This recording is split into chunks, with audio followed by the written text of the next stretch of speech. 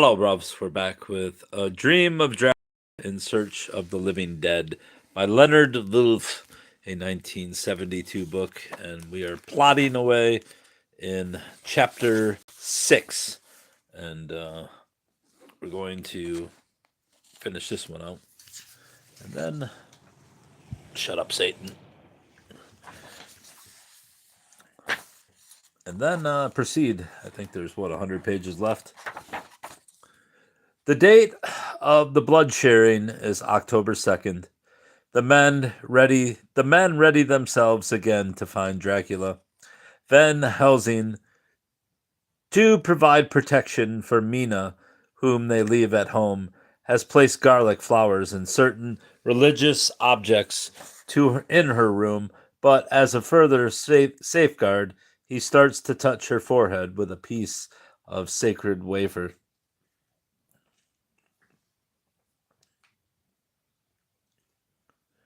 There was a fearful scream which almost froze our hearts. The touch of the wafer has seared her flesh, and again Mina cries, "Unclean, unclean! Even the Almighty shuns my polluted flesh." A circular red scar on Mina's forehead is the last reminder to the band that their struggle with Dracula is now more than a matter of life and death. Mina's soul is at stake. For a while, their hunt for the monster seems to prosper. The men sterilize 2 of his lairs, and they are waiting for him in the empty house he keeps in Piccadilly. Dracula walks into the trap, but he eludes and taunts them. "You think to baffle me. You shall be sorry yet. My revenge is just begun. I spread it over centuries, and time is on my side. Your girls that you all love are mine already, and through them you and others shall yet be mine." Then he is gone. The tale is now fully in its final stage. We have been witnesses to the agonies of Jonathan Harker, Lucy Stenra, Mina Harker, and the patient Renfield. The reader's attention has been thus far focused on the victims. Now, after 2 recent climaxes, the staking of Lucy and the spiritual poisoning of Mina, Stoker succeeds in creating a renewed sense of imminence, this time by unsettling his resourceful monster Dracula, armed with the powers we know him to possess, is nevertheless in worried flight. It is an agonized vampire that becomes the center for one of the finest chase sequences in English. The chase has all the usual excitement of flight and pursuit, but Stoker has added 2 distinctive elements. First, it is directed by a couple of remarkable intelligences, Van Helsing and Mina Harker. Van Helsing's archetypal wisdom and maturity are combined with Mina's pragmatism and intuition. Moreover, even as Mina is a source of comfort and good sense to her men, she is visibly being altered by the vampire poison in her blood.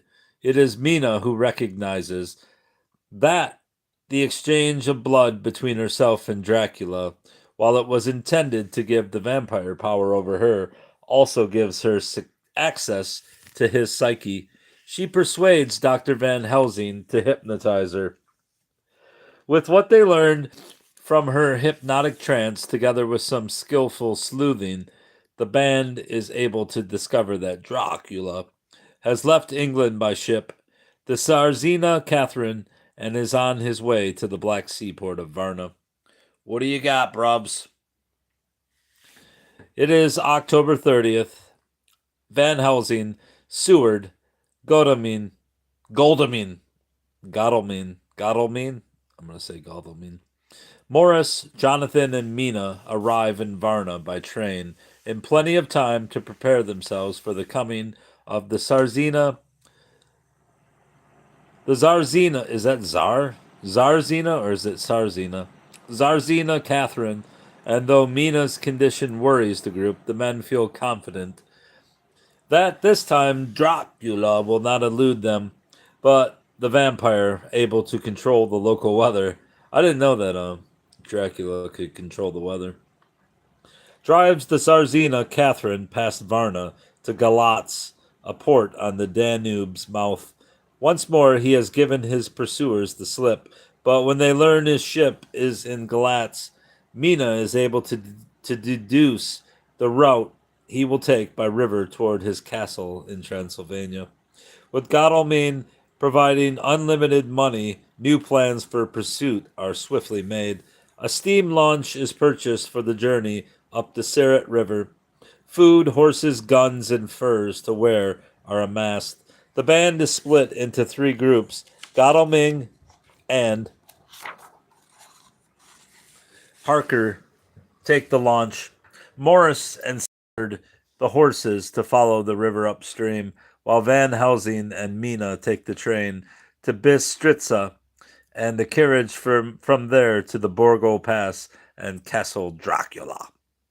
So long as Dracula is on running water, the band have not much to fear from him.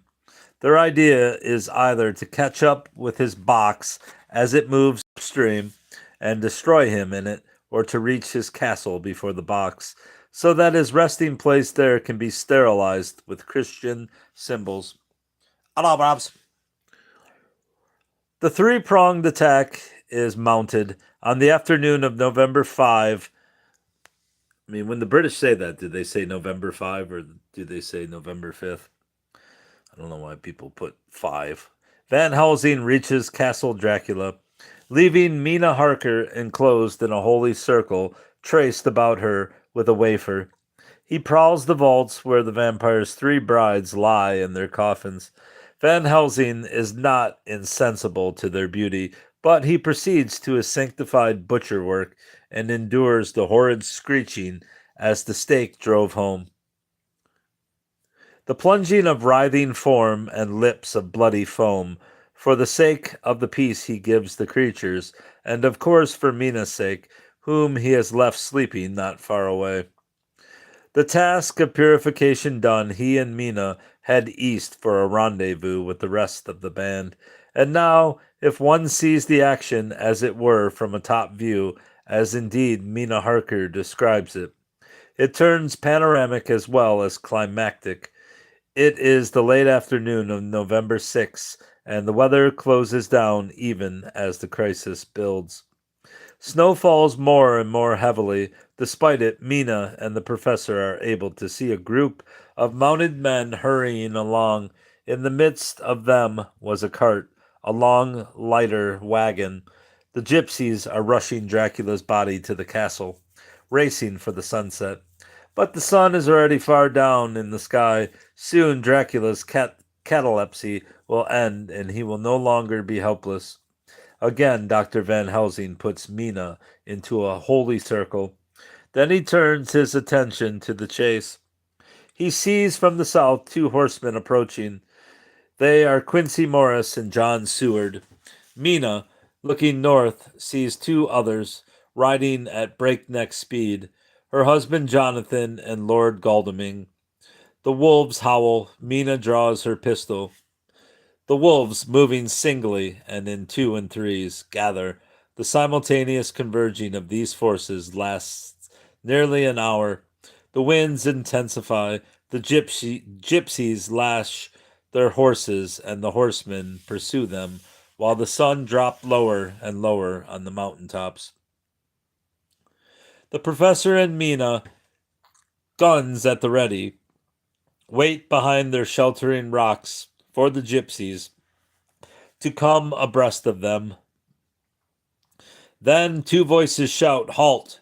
Jonathan and Quincy Morris. The gypsies rein in as Dr. Seward and Godalming ride up.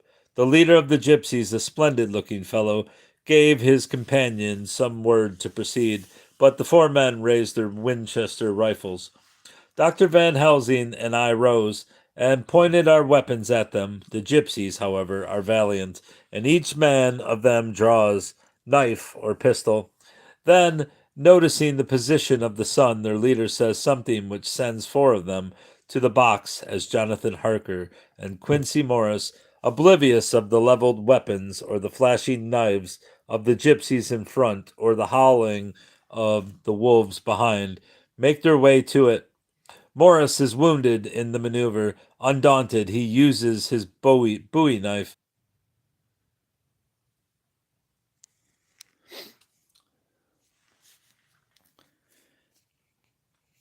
Son of a bitch. Now I gotta sneeze. I'm gonna sneeze, so.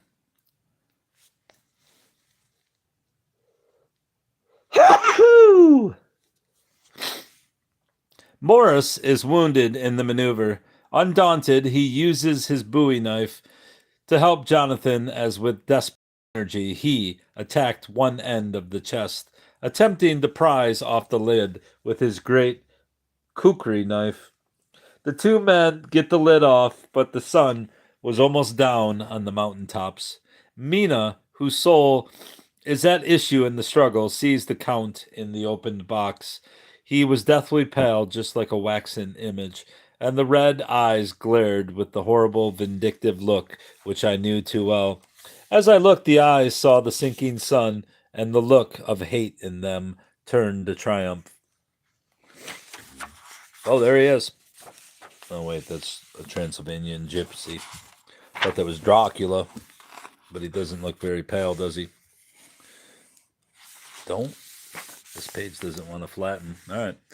But on the instant came the sweep and flash of Jonathan's great knife.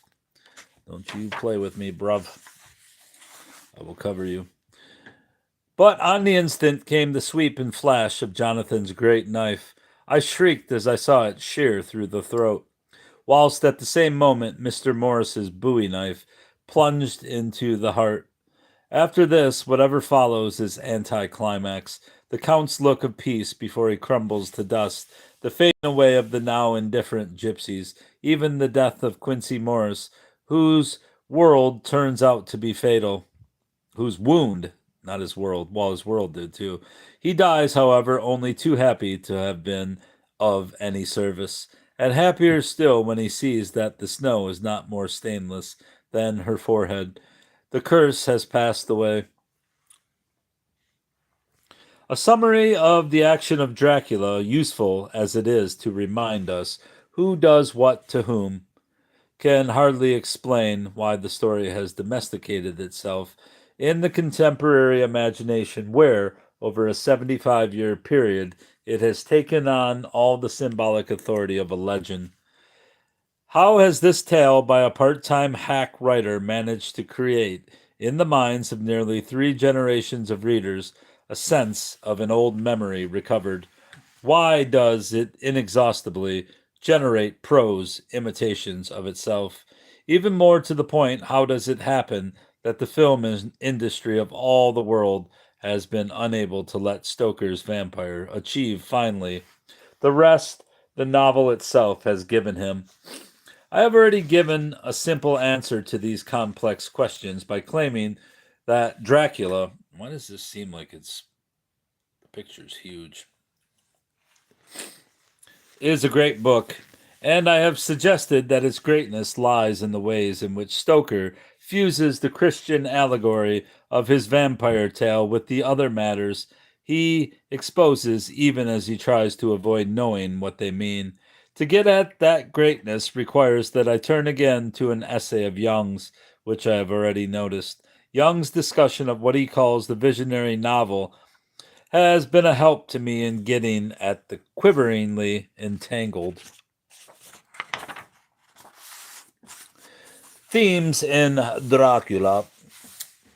Distinguishing between the psychological and the visionary novel, he writes, in the psychological novel, the author himself attempts to reshape his material so as to raise it from the level of crude contingency to that of psychological exposition and illumination. The psychological mode deals with materials drawn from the realm of human consciousness. This material is psychically assimilated by the poet. Everything that it embraces belongs to the realm of the understandable.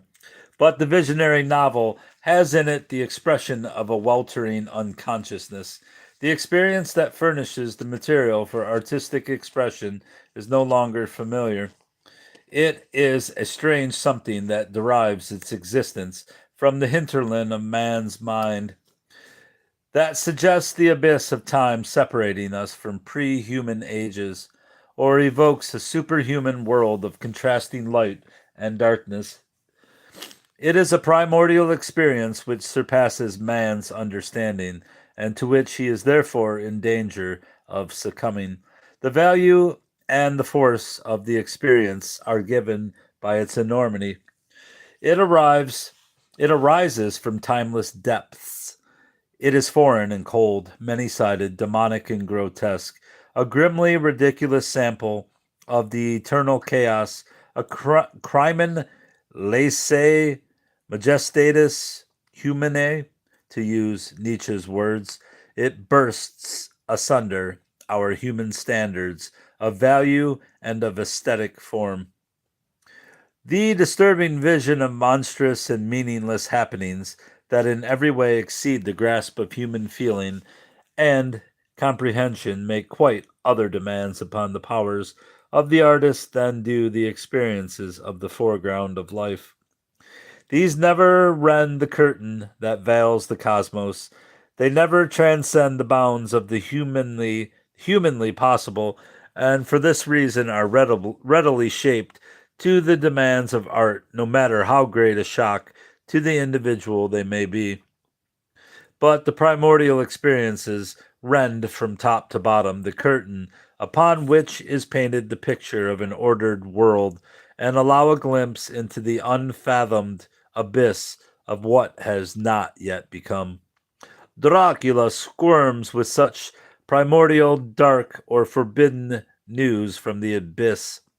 More than that, much of its artistic strength comes from the intensity with which Stoker evades what he guesses, while he decks it out in the safer Christian truths that he repeats. Stoker's characters can be involved in the most complex sexuality with an innocence that charges the scenes in which they appear.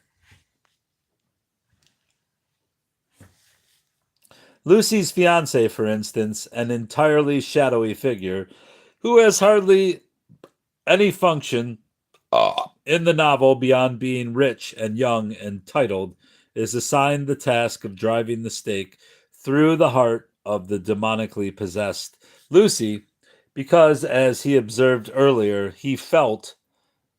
Oh, the demonically possessed Lucy, because, as he observed earlier, he felt as if they two had been really married, because of the blood he gave to Lucy, and that she was his wife in the sight of God. It is then, in his role as symbolic husband, that he takes a coal breaking hammer in his right hand and a sharpened fire charred stake in his left, which he places over his bride's heart. In that moment, the non-entity with a title and a purse is transformed into a figure like Thor as his untrembling arm rose and fell, driving deeper and deeper the mercy-bearing stake. Whilst the blood from the pierced heart welled and spurted up around it, the men with him in the vault are meanwhile making solemn religious responses, so encouraged by what he is doing that their voices seem to ring. Stoker tells us that it was an awful strain on Holmwood, and we do not doubt it, nor are we surprised that after the sweat and contortions, the cut lips, and crimson foam, there should now lie a holy calm, like sunshine, over Lucy's wasted face and form, and that Arthur should then kiss Van Helsing's hand, and then, laying his head on Van Helsing's breast, cried for a while silently, while the other men, equally blood donors with him, and therefore equally husbands, stand respectfully by. It is at this point, when there is nothing more to fear, that Van Helsing gives his final fatherly permission. Now, my child, you may kiss her dead lips, if you will. And Arthur, like an obedient son, having done everything else he was told to do, bends and kisses his bride. The blood ritual over, the four sanctified accomplices leave the tomb. Outside, the air was sweet The sun shone and the birds sang. The professor locks Lucy in her tomb, but he gives the key to Arthur. While Quincy Morris, the young Texan, has less to do than even Arthur Holmwood, he comes off the page a more memorable figure. Morris is hardly more than a stereotype of the crude but pure-hearted American abroad as he was imagined by 19th century condescending Britons. Britons. He is slangy and bluff. Dr. Seward describes him as phlegmatic in the way of a man who accepts all things, and accepts them in the spirit of cool bravery, with hazard of all he has to stake. And he is often spoken of as a man of action who, in the adventures he shared with Seward and Holmwood, usually was the leader, always ready with a plan. He is straightforward, laconic, and full of Boy Scout virtues that are mitigated for us by the serio comic Texas sweetness he shows around Lucy and Mina, both of whom on high occasions he calls little girl. Perhaps it is the mood he is made to carry that is more memorable than the man himself. Stoker dealing with him creates an ambiance of decent dependability, which it is easy to mistake for the banal. Whatever it is, I know it was comforting to read that as the men wait for the vampire Lucy to return to her tomb. Quincy, unable to smoke, cut himself a good sized plug of tobacco and began to chew.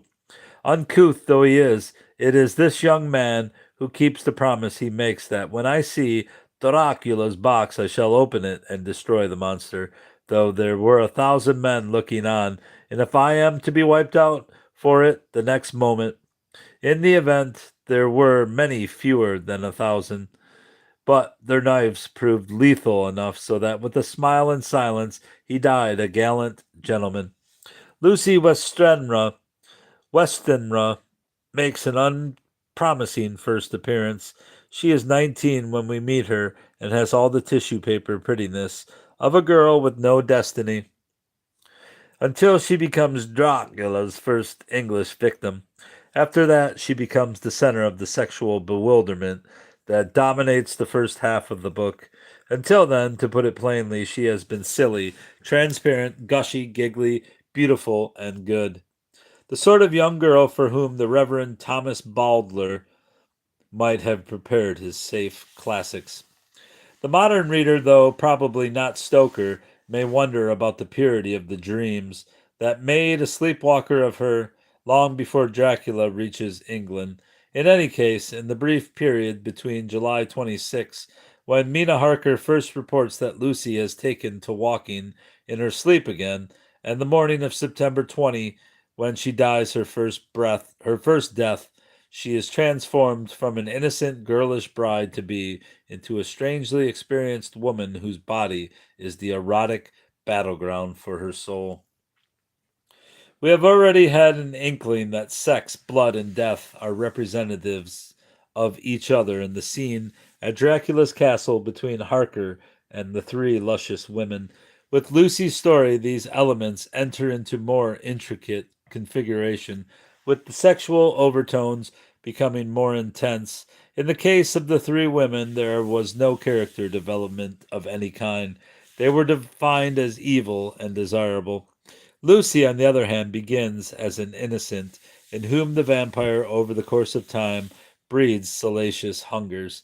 At first, the wound he gives imitates love, as soon becomes obvious from Stoker's description of what follows that strange night when Mina Harker finds her friend lying across the suicide's grave near the Abbey. It is clear that white-robed Lucy has lost more than blood. In Mina's journal for the next day, we read that, returned from her sleepwalking experience, Lucy slept so hard she seemed not to have even changed her side. The adventure of the night does not seem to have harmed her. On the contrary, it has benefited her, for she looks better this morning than she has done for weeks. Suddenly, the reader, who has been wondering about her increasing nervousness even before Dracula has reached the shores of England, understands the change in her. The bridegroom has come.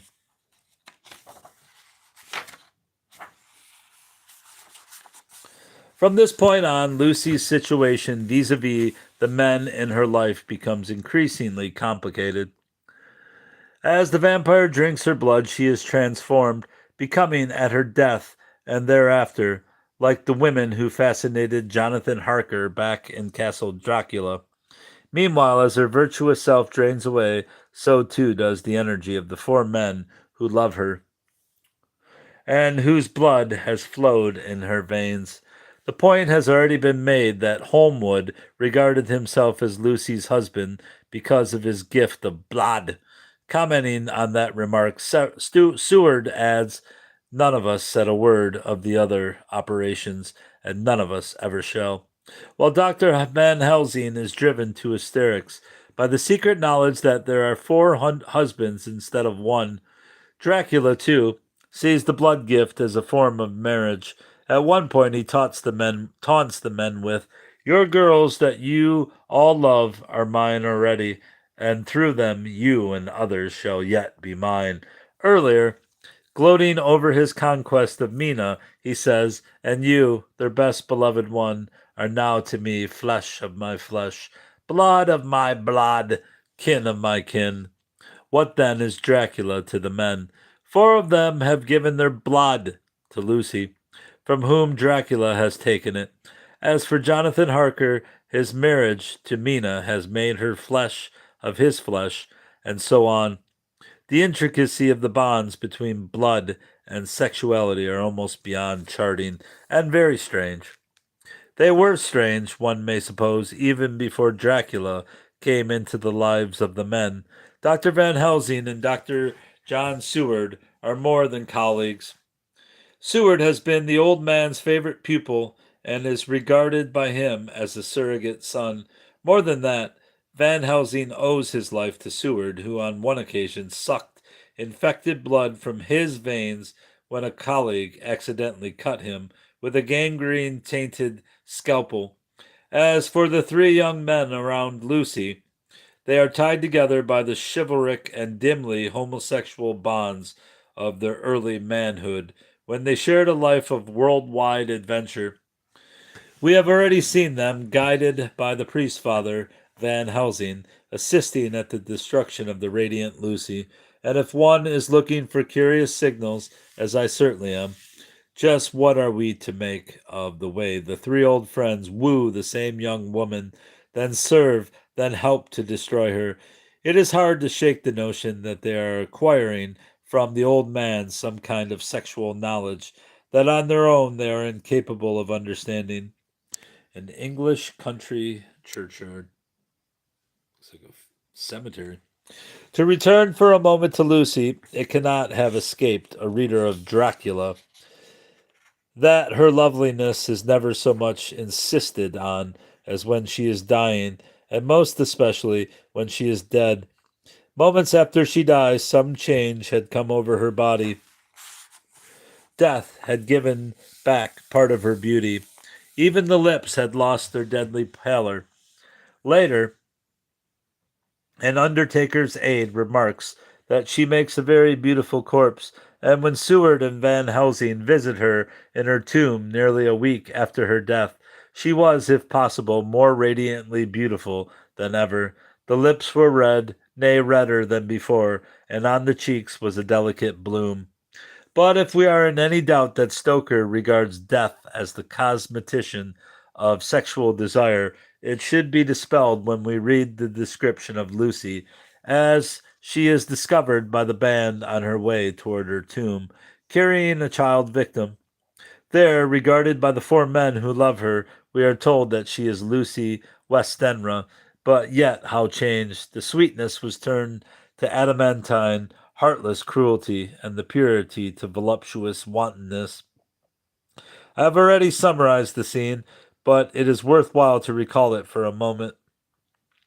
A child's blood is trickling down her beautiful chin, staining her cerements. She has been dead for more than 9 days, and yet she is more vital, there is no other word, here than at any time we have seen her. She is alert, cat-like, powerful, her eyes ranged over us. Lucy's eyes, unclean and full of hellfire, blazed with unholy light, and the face became wreathed.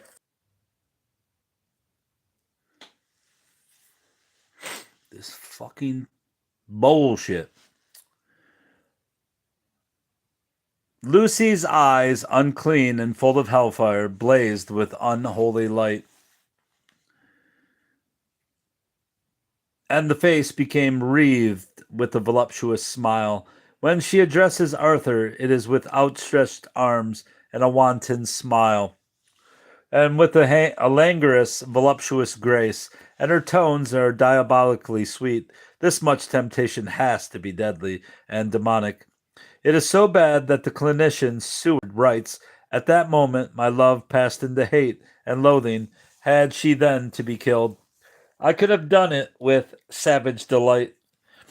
Kill her with savage delight, or she will drain the vitality of the men who love her, and end to Lilith the temptress, death to the succubus, death to life in death, whose lips were red, her looks were free, her locks were yellow as gold, her skin was white as leprosy, the nightmare life in death was she, who thicks man's blood with cold."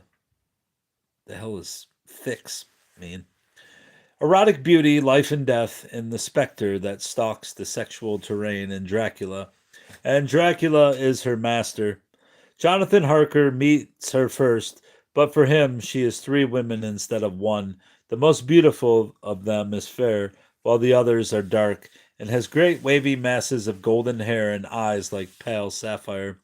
He seemed somehow to know her face, and to know it in connection with some dreamy fear. Italics mine, LW.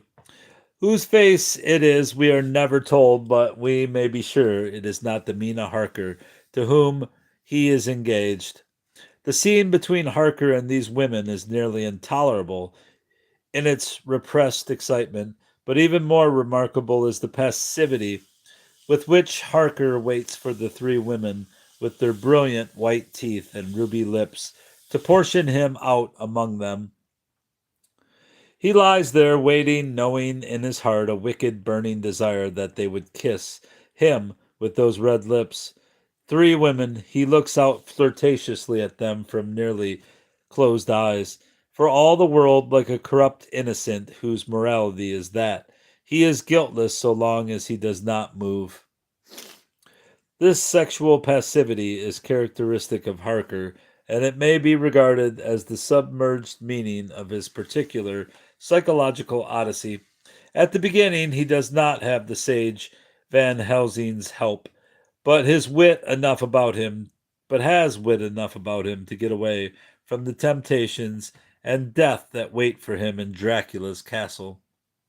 After his story and Mina's have merged with and gone beyond the one involving Lucy, he joins the three other sexual incompetents who, under the tutelage of Van Helsing, are learning about the perils of delicious flesh and becomes the bridegroom designate of the group. Together with Van Helsing's help, they will learn how to do what finally only he will be permitted to accomplish: kill Dracula and make a mother of Mina. Quincy Morris, it will be remembered, also got his knife into Dracula, but Harker's is the one that cut off the vampire's head. To make Jonathan Harker's coming to manhood uncomplicated, Quincy is allowed to die, but lest we miss the significance of what the two of them were up to, Harker tells us in the note with which the book concludes that his son was born a year to the day on which Morris died and was called Quincy. If, as I think, the young men and Dracula are the erotic antagonists of the fiction, Dr. Van Helsing and Dracula are the spiritual foes. The doctor means to save souls, Dracula to damn them. Van Helsing is a curious literary invention, a nearly pure allegorical figure whose personality nevertheless has tremendous presence in the novel. He is a character with but a single dimension, but that one is impressive. Van Helsing is strong, and Stoker believes so deeply in that strength that no matter how many ridiculous attributes he gives to the Dutch physician, The healing strength with which he has also invested him suffuses the character, giving him dignity. If Dracula is the representative of energy without grace, there is always Van Helsing in whom there is energy with grace abounding. What Mina Harker sees when she first meets Van Helsing is a man of medium height, strongly built with his shoulders set back over a broad, deep chest, and a neck well balanced on the trunk as the head is on the neck.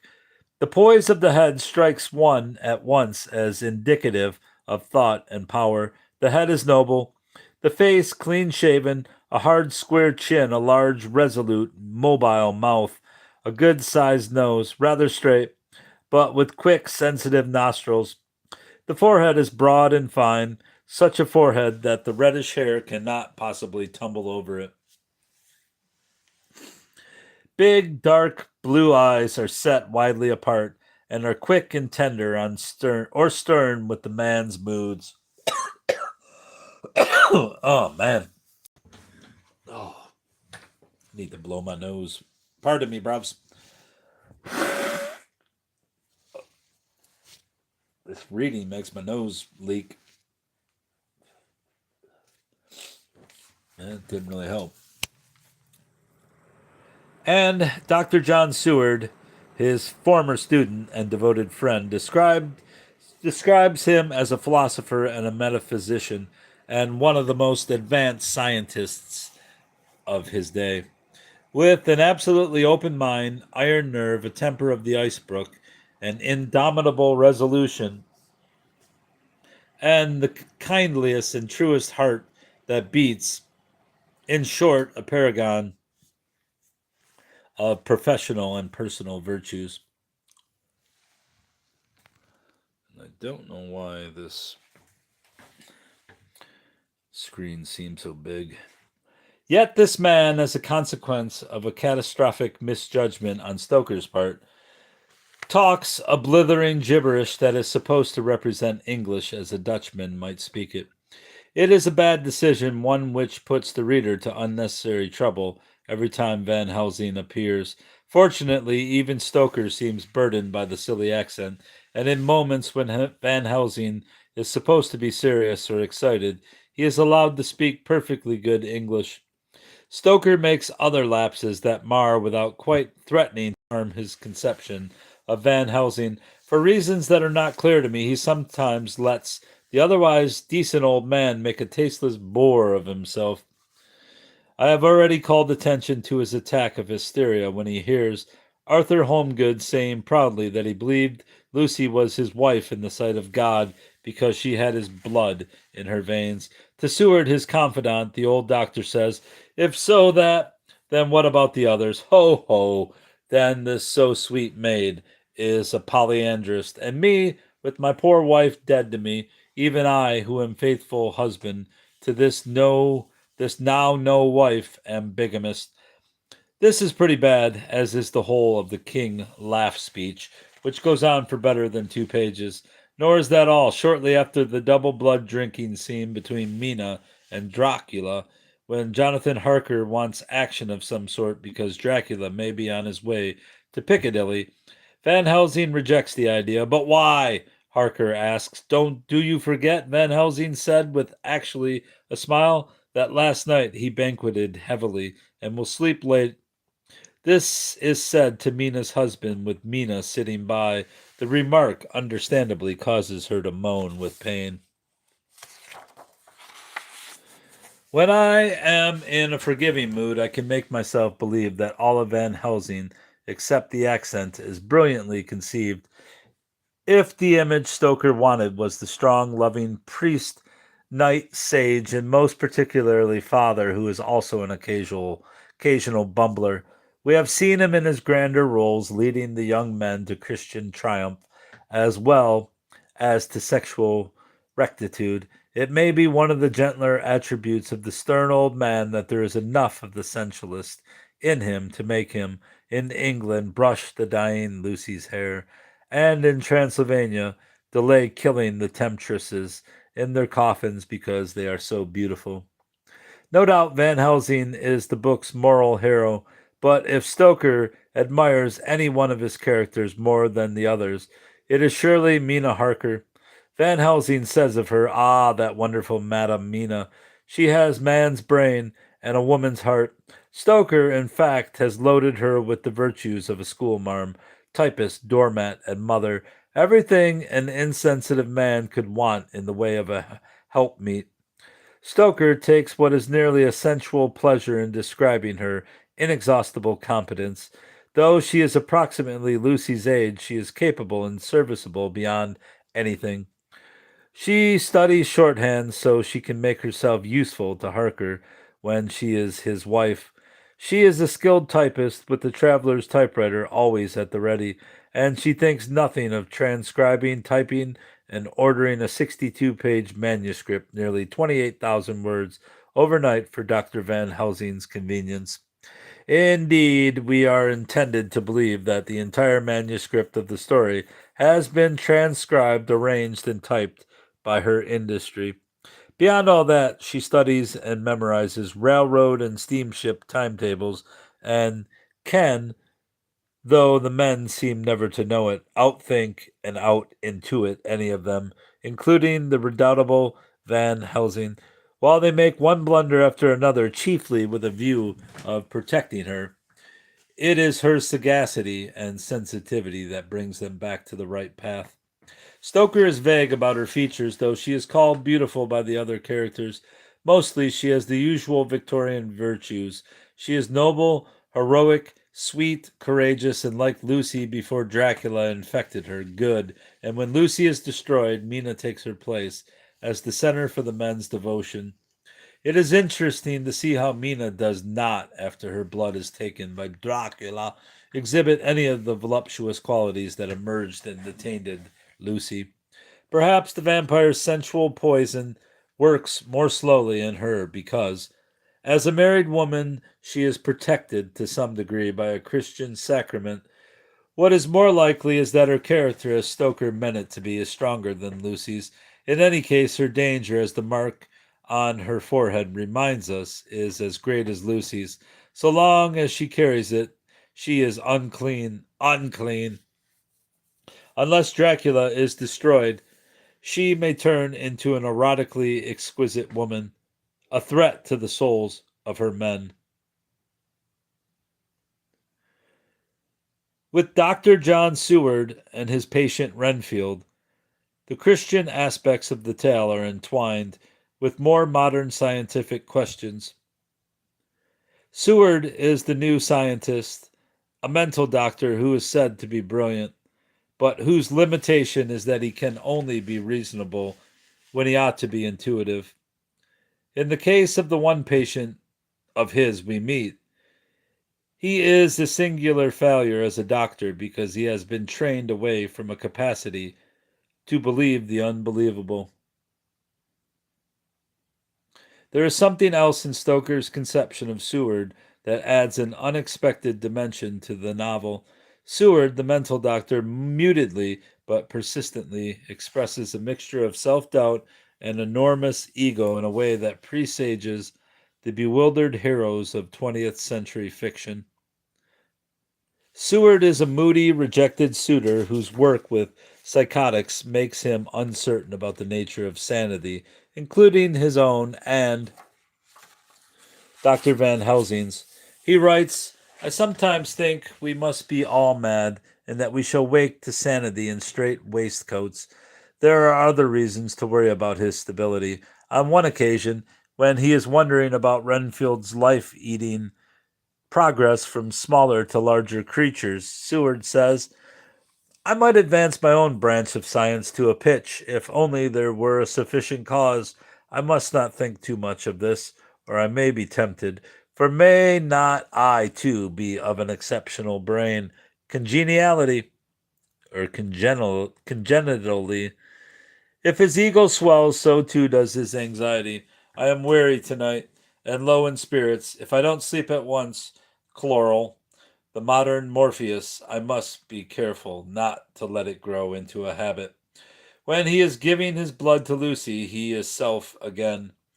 It was with a feeling of personal pride that I could see a faint tinge of color steal back into the pallid cheeks and lips. No man knows till he experiences it what it is to feel his own lifeblood drawn away into the veins of the woman he loves.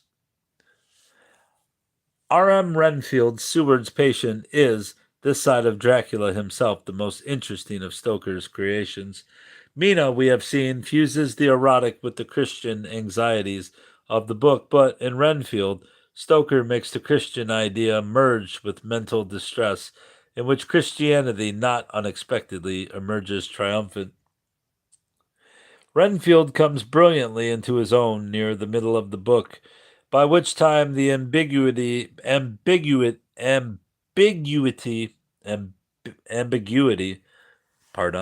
which time the ambiguity of the concept that the blood is the life has well emerged. Renfield's insanity, like Dracula's thirst, is for life itself. Seward classifies his madman as a zoophagous patient who for a long while contents himself with swallowing flies, spiders, and such small deer. Then Dracula manifests himself, and Renfield, the simple madman, is faced with the riddle of the relationship between lives and souls. It is not an easy conundrum for the sane, and it taxes the poor madman's powers. At first he worships the new Lord of Life and calls him master. Stoker unabashedly lets Renfield play the role of a sort of anti-John the Baptist to Dracula's Antichrist. I am, Renfield says, so far as concerns things purely terrestrial, somewhat in the position which Enoch occupied spiritually, because he walked with God.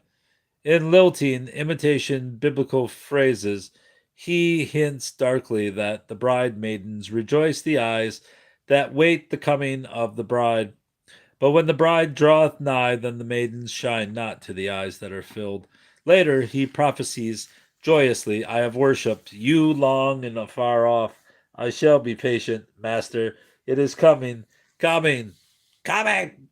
Renfield is more than a voice crying in the wilderness. As Seward discovers belatedly, his patient's behavior is an index to the coming and going of the Count. He serves, too, as the necessary human agent whose consent the demonic creature needs before he can enter Seward's sanitarium. As Renfield recounts Dracula's promise to him, it is easy to see how, given his madness, he could yield to this temptation. He is offered rats, rats, rats, hundreds, thousands, millions of them, and every one a life, all red blood with years of life in it, and not merely buzzing flies. Souls, however, not lives, are the real issue, and in his madness that is borne in upon him, particularly the soul of Mina Harker, who has been kind to him. Then Renfield resists, as he recounts it in his dying words. When Dracula slid in through the window, though it was shut and did not even knock, I got mad with him. He stared at me, and his white face looked out of the mist, with his red eyes gleaming. He didn't even smell the same as he went by me. I thought that somehow Mrs. Harker had come into the room. When Mrs. Harker came in to see me this afternoon, she wasn't the same. It was like tea after the teapot had been watered. When she went away, I began to think, and it made me mad to know that he had been taking the life out of her. Then he grapples with Dracula, but his eyes burned into me, and my strength became like water. Renfield dies, horribly mutilated by Dracula and by Dr. Van Helsing's well-intentioned trephining operation. But he dies as a sane man and a Christian who has saved himself from the deadly temptations of the Antichrist in Dracula. Is this thing not focusing? Is that what's going on here? Come on. In a short introduction to Dracula, Anthony Boucher praises Stoker for the skill with which the Count is made all the more terrifying by keeping him off stage for most of the body of the book. It is, indeed, a piece of triumphant restraint which makes Dracula move through the book When he does appear with a cold, dry, sinister largeness that befits a creature who is a man or shade. Shade more than man, more image than a shade. From the first moment that we see him, he stirs up those matters with which the book deals. He is strong, feral, and old. If Van Helsing has energy with grace abounding, then Dracula is charged with the grandeur of satanic power. Their struggle is allegorical and instinctual, but in either case it turns on blood, because the blood, as it flows in mortal veins, is life, at the same time as it represents life everlasting.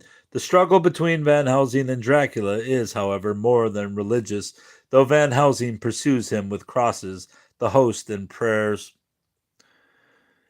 Those aids belong to the church, but Van Helsing also uses garlic flowers, the wood rose, and the stake, remedies that do not depend upon Christ, because the vampire is an evil beyond theology, rooted in instincts not yet recognized, much less controlled. We have already seen its sexual manifestations in the story, but Dracula is considerably more than a sexual danger. Stoker insists on his brooding, primordial animality. He is anti rational, childlike, instinctual. His evil is related to the animal heat of the Ugric tribe, which bore down from Iceland the fighting spirit which Thor and Woden gave them, which these berserkers displayed to such full intent on the seaboards of Europe. The blood of such peoples mingled with that of the Huns, whose warlike fury had swept the earth. Like a living flame is also in his veins. When he talks of his past, though he glows with his consciousness of inherited power, the vitality of which he boasts is above all bestial. As his features remind us, he is profusely hairy, with massive eyebrows and hands that are broad with squat fingers, and pale pointed ears. His teeth are peculiarly sharp. His nails were long and fine, and like any carnivore, his breath is rank. The lurking animal, more than the elegant, corrupt continental, is the real creature of the novel. Even his cunning, slowly modifying itself toward intelligence, is the cunning of the animal that counts on swift physical motion to counter its errors in judgment. Van Helsing speaks of his child mind, and Dracula is dangerous because he is in the course of evolving it into a brain that will be devoted to the grandeur of evil. So much for the beast. What sort of person is Dracula? The answer is that he is not a person, he is a presence, or better, he is an absence that requires concealing. Stoker has not made Dracula's personality his problem, nor is trying to assess it ours. Beyond the physical descriptions of him that emphasize his power, there is little for us to turn to for character analysis, though I confess that there are a few sharp moments when something resembling a self passes before us, as for instance when we are given the suggestion that this quintessential monster whom the beast and the very winds obey sets the table, makes beds, cooks, and cleans away the dishes in his castle. There is another moment when Van Helsing's band, searching Dracula's Fenchurch Street house, comes upon the vampire's personal effects, which include also a clothes brush, a comb, and a jug and basin, the latter containing dirty water which was reddened as with blood. This find strikes a note of loneliness, but we are still far distant from a Dracula who might be a tormented figure, more acted upon than acting. Despite a few pious Christian remarks by Mina Harker that Dracula is to be pitied, and the notation that in the moment of his death there was in his face a look of peace, Stoker has brilliantly avoided building any sympathy for him. He does nothing ever to entice compassion. Instead, he is a thoroughgoing evil creature who drinks the blood of his victims because he likes doing what, in any case, it is his destiny to do. Even in the instant before he is destroyed, his red eyes glared with a horrible, vindictive look. And as the eyes saw the sinking sun, the look of hate in them turned to triumph. We may well believe that Harker's great kukri knife and Quincy Morris's Bowie did not flash a moment too soon.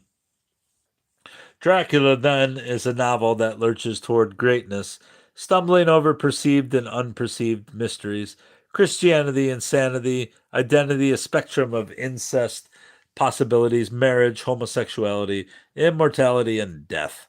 All of them are bound together in the inclusive meanings of blood. If I claim greatness for this strange book, it is because after nearly 3 generations, it continues to pulse with sometimes coherent, more often dismembered symbolic material of the sort that makes up what Jung has called primordial experience, which surpasses man's understanding and to which he is therefore in danger of succumbing. Stoker's achievement is that he put all this stuff into his book with such skill that a headlong reader, as well as one capable of worrying over the signs and portents, is always in the grip of the narrative line. To put it another way, Stoker, organizing the table of the vampire and his enemies, did not create impediments to our appreciation of the disturbing vision of monstrous and meaningless happenings that in every way exceed the grasp of human feeling. Dracula, the dragon, the superfotation, fetation, I don't know how to say that, of the flesh, the canny tithonus of our desire, the naysayer to the light, who is infected with the life he drinks even as he sustains and spreads the infection.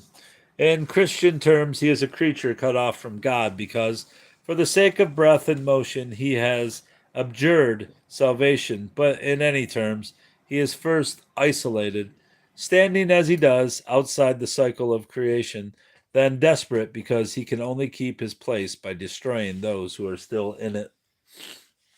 There in the allegory, though not in his character, we find reason to pity him because, as our pieties tell us, he has chosen wrong.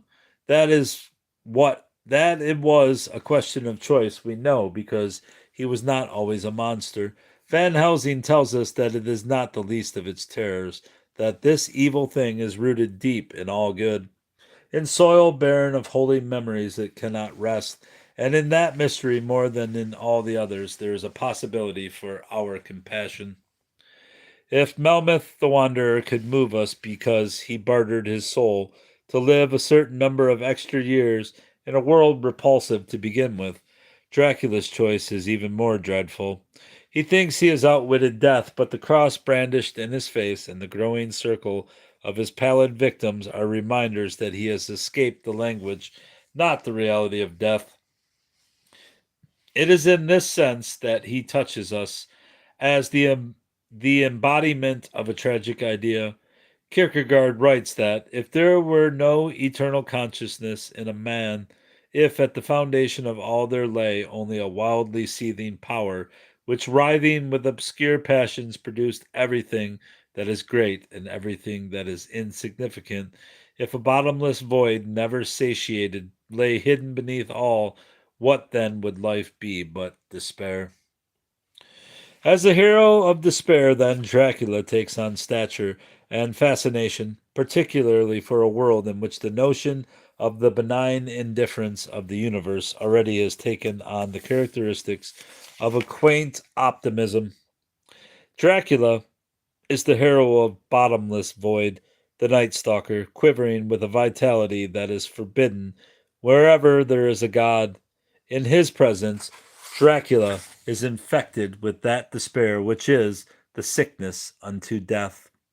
Everlastingly to die and yet not to die the death. For dying means that it is all over, but dying the death means to live to experience death. And if for a single instant this experience is possible, it is tantamount to experiencing it forever. Ever. Billy No Friends Gay. That's a fucking brilliant statement, buddy. No friends with you, for sure. All right, that's going to be all for now. See ya, bruvs. The end of chapter 6. Goodbye, bruv.